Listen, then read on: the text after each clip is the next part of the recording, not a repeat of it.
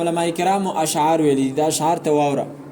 په دې کې فرمایي سلامک مکروه علی من ستسمع ومن بعد ما ابدا یسن ويشرع.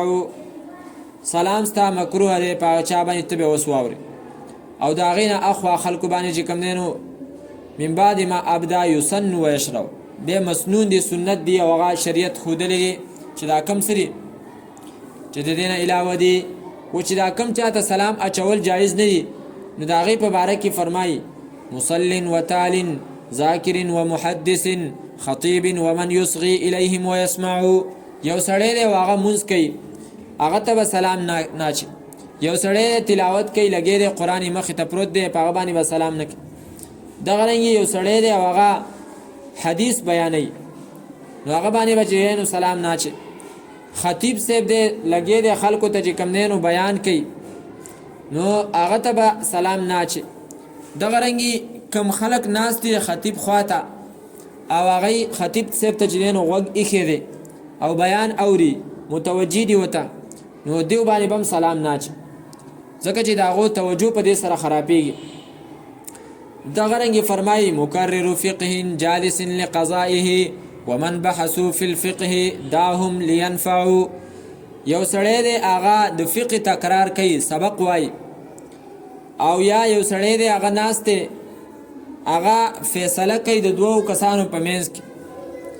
دغه رنګې د فقه په سبقونو کې مصروفه طالبان په هغو باندې چې دی نو سلام ما اچوه د دې لپاره چې هغوی د خپلې فقه نه فایده واخلي. دغه رنګې فرمایي مؤذن ایضا مع مقیم مدرس کذا الاجنبیات الفتیات امنعو. یو سړی دی او هغه اذان کوي یو سړی دی هغه اقامت کوي یو سړی دی هغه استاد دی سبق وایي طالبانو ته نو په دیو باندې سلام ما اچوه ځکه چې دی په دینی اشغالو کې مصروفه دي. دغه رنګې ځوانانې جینکۍ دي په لاره باندې روانې دي نو هغو ته به سلام نه اچي ځکه چې دا سبب د څه دی د فتنې دی. او که چېرته یوه ښځه چې هغې ته چا سلام واچو سلام یې پرې واچو نو هغې له پکار دی چې په زوره جوابه ورنه کړي بس په خپل زړه کې دي ووایي. زمونږ طالبګرۍ کې زمونږ سره یو ملګری هغه به چې په لاره باندې کوم بوډۍ زنانه وي هغو ته به هم سلام کوم. هغه انتهایی پرهیزګار انسان و هغه طالب العلم د زړه نه آزاد و که نه او د زړه نه صفا و نو بوډۍ به له سلام جواب هم ورکو خو په کار نه و اگر چې لکه بوډۍ وي خو لکه زمانه داسې ده چې دې وخت کې احتیاط ښه دی. دغه رنګې ولاعب شطرنج وشبهم بخلقهم ومن هو مع اهله يتمتع.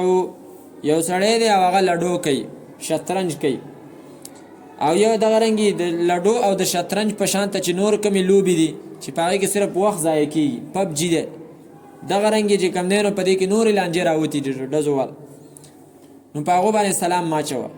دغه رنګې یو سړی دی چې هغه د خپل اهل و عیال سره لګی دی نو هغو ته سلام ما اچوه.